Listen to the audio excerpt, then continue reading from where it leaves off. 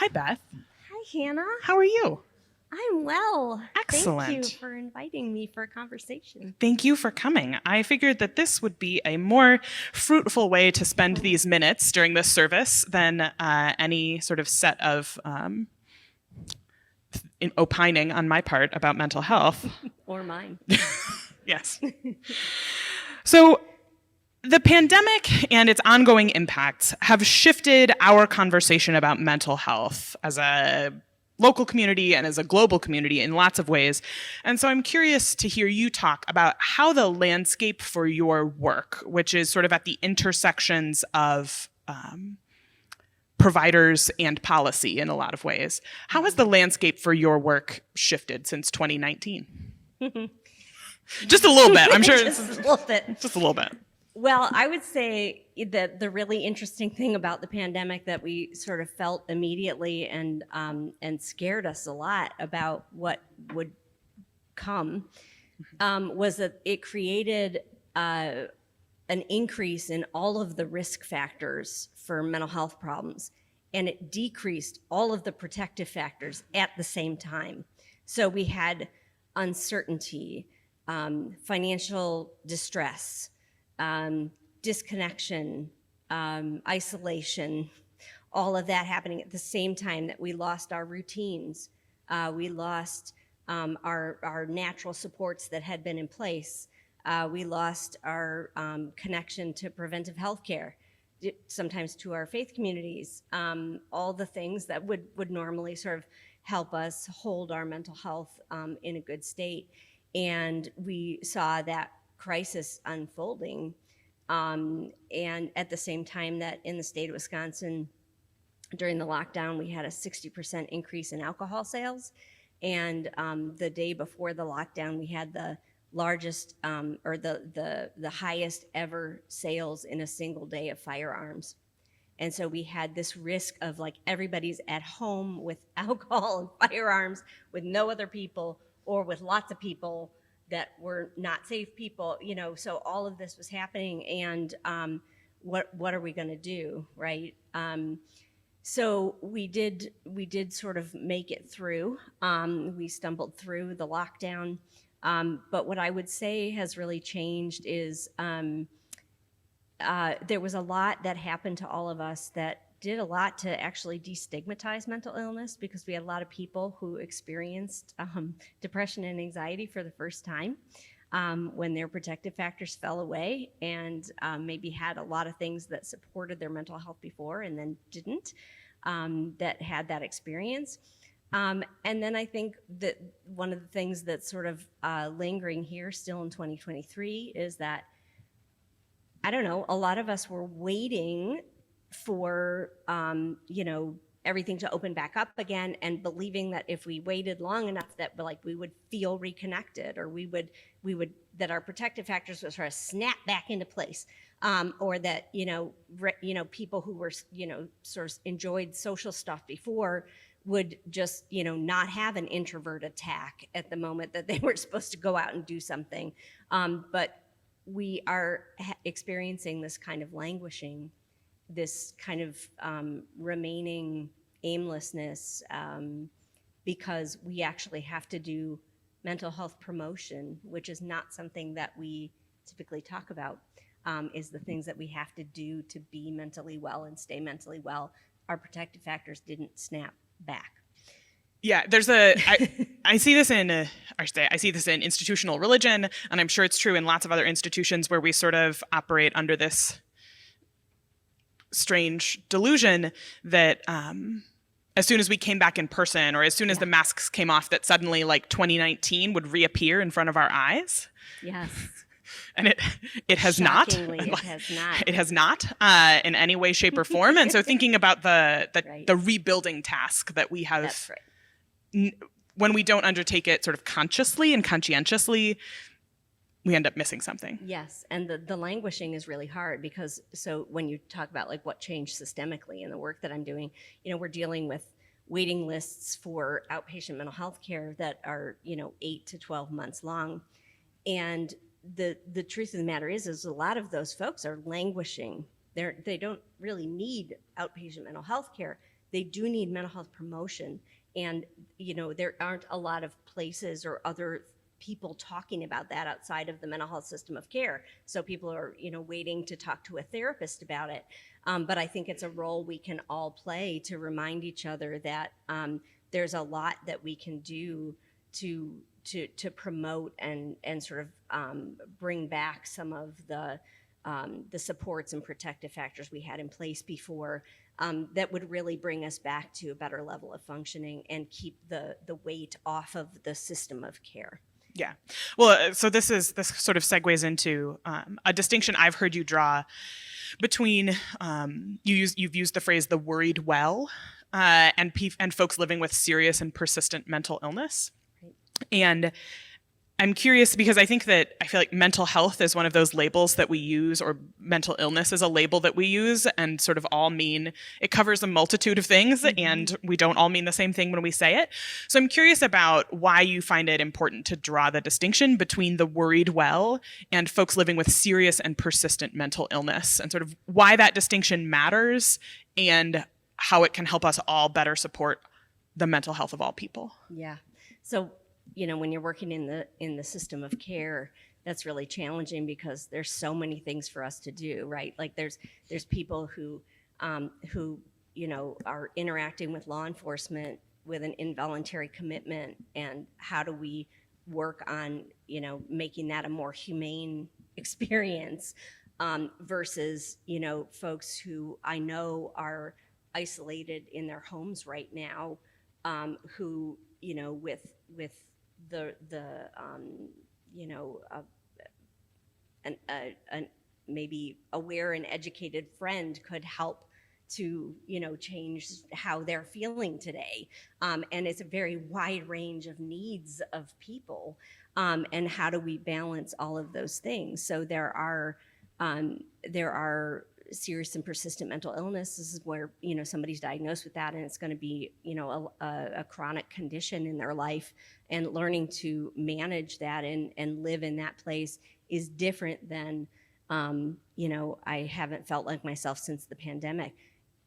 Both people need help, and both people need our support. It's just a different kind, and I think being able to be aware of and know both things, because when we cross-talk those things, that's sometimes where we can do harm, right? It's sometimes where if somebody's had a situational depression and they've gotten out of it, and they start talking about to a person who's got a chronic lifelong depression that is cyclical, and they're like, well, you just need to do this. That can be really challenging. Yeah, it's the have you tried yoga? Yeah. Right. And at the same time, yoga might help, Yeah. and so, I just think and when we talk about, why we need to work on, a different kind of responder for a mental health crisis, a lot of people are like, well, that's, I don't know anything about that stuff. That's not important to me. I don't, and until you're in the unlucky secret club of chronic and persistent mental illness, you don't really care about that. But we all really do need to care about that, because we all, are just one moment away from, being or knowing or loving somebody who might be in that situation. So it's about just being able to know that there's a really wide spectrum of the experience of mental illness, and that we need both systemic and personal supports for all of those people. Yeah.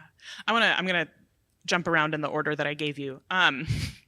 To a question, because it deals with that sort of specificity of language around mental health and mental illness, and I think it's something we human beings do sometimes, which is that when we have the conversation about gun violence or mass shootings, there is often a moment where somebody says, like, the real issue is mental health. The real issue is mental illness. Oh, there's not a moment. It's the first thing. It's they the say. first, yeah. It's the very first thing they say. Yeah, and that the ways that that's just such a an unhelpful frame. Because the place that lives in that Venn diagram is around social disconnection, which is part of that. But that there is I observe, and I think you do too, a conflation between people who have been sort of socially isolated and then radicalized, and people who are socially isolated and mentally ill, and that those are two different pieces. And so I'm curious if do you have a what would be your one-line redirect when there is some sort of horrific shooting and somebody says the real issue is mental illness? What's your... The media has sold you a bill of goods, because it is more likely that somebody who is white, male, and Christian will shoot people than somebody with mental illness. And that people with mental illness are far more likely statistically to be victims of violence than they ever are to perpetrate it. And the fact that media ties them together for you regularly, not just in the news when it happens, but in television shows and everywhere else, that they have created a false connection in your brain that does not play out in reality. And so it's really challenging, because people start that way, and I'm like, we can't even have a conversation because what you've just said isn't even reality.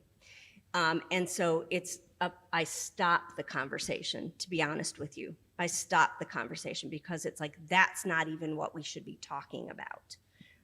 Do you want to talk about radicalization, or violence, or what happens to people when they spend more time on a screen than with human interaction?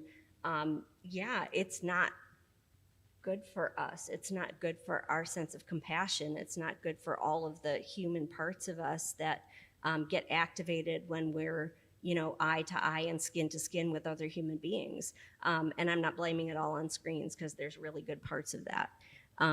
That's also a false equivalency. So yeah, no, I feel like in our pre-conversation, I was like, oh, there's a part 2 of this that's actually like Beth and Hannah talk about like the radicalization of white men online. Yep. But we'll come back from this rabbit hole. With a question about that I think is important to lift up, which is that there's a lot of well-intentioned hand-wringing, I would perhaps say, in our news and in our community conversations about young people, children, youth, and young adults, sort of all varieties of young people and their mental health. And so I think it might be helpful for you to talk about how much even people like me in their mid-30s don't understand some different basic assumptions and experiences that young people today have around mental health. So what's important for us, myself and more aged, to know? I know, right? But I think our conversation revealed that they're really, like, even in my mid-30s, there's just a whole set of experiences and assumptions that I don't have, that the next generation does. And so for you to talk about that so that we can all support one another more effectively. Yeah. So one of the systems change projects that we have done is implementing a program called Sources of Strength in all 22 high schools in the Tri-County area. And we've had the chance to be with Gen Z and spend time with them. And I have to tell you, in all of my years in working in mental health and all of the years we've been talking about stigma and how are we going to break it and all of this, I have complete and utter faith that Gen Z will be responsible for completely breaking the stigma of mental illness. Yep. They're absolutely the most accepting group of people that have existed on the planet. Now, statistically, they are experiencing the most mental health challenges of any generation that's been on the planet. They are also seeking treatment at a higher rate than any generation that's ever been on the planet. So, and we need to think about, so the other thing I want to say quickly is they have the most fluency. They can speak a language of their mental health that we've never had before. The words and understanding that they have about their mental life, their emotional life, what trauma is, how to set boundaries in their life. I mean, they just have a fluency of language and concepts that no generation has had before them. And I think that keeps them really healthy, but also very aware of themselves and their own needs, and that they're willing to go get the help, which is just incredible. We also need to remember that they are a generation that the United States has been in a state of war with another country their entire lifetime. They not only see school shootings happening regularly, but when they're surveyed, they know inside themselves that there is a very good chance that they will die at their school. It's not a like, this could happen or this is happening in the time. They actually believe that it's going to happen to them. And living with that, being in that state of uncertainty and fear of violence is not something that most other generations have grown up with, certainly not in their everyday life. They may, living in a state of war in the country, or thinking, when I was growing up, we used to get under our desks for fear that there was going to be a nuclear war because our desk was going to save us. That was scary. But there are true realities. They're living with peers or themselves where people are legislating their identity away with the swipe of a pen. And so I think that of course they're living with more mental health challenges. They're more aware of them, but they're also really living with some super hard realities. But they talk about it, they share about it, they go get help. Like the kids up here, they're like, how can you help me? So I think I wring my hands less. I do feel like, as generations before them, there's responsibility on our part to help and support and to understand their reality.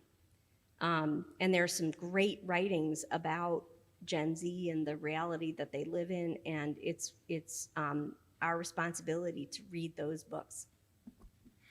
Thank you, Beth. Thank you. I'm really grateful for your wisdom and for your time. And I think if you could